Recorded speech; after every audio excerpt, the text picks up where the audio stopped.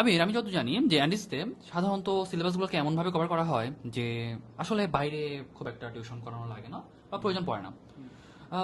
অ্যান্ডিসিতে পড়লে কি আসলেই বাইরে টিচার লাগে না, নাকি আসলে আমি ভুল জানি, নাকি আসলে সিলেবাস পুরোটাই সুন্দর করে কলেজেই কভার করে ফেলা হয়?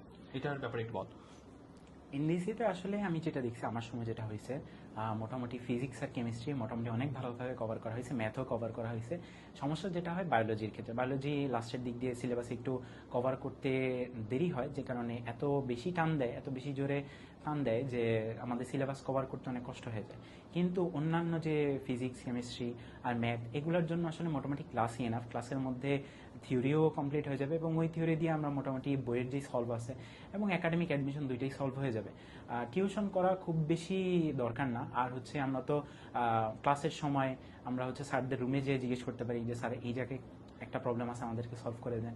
তো মোটামুটি স্যারদের অনেক সাপোর্ট পাওয়া যায়। খুব বেশি ইম্পর্টেন্ট না, তবে যারা দেখা যায় কোচিং ছাড়া না পড়লে ওদের পড়ার ফ্লোটা ঠিক থাকে না, ওরা আসলে করতে পারে চাইলে নিজের পড়ার ফ্লোর জন্য। কিন্তু কলেজে এমন কোনো ঘাটতি থাকে না যেটার কারণে আমাদেরকে কোচিংয়ে পড়তে হবে।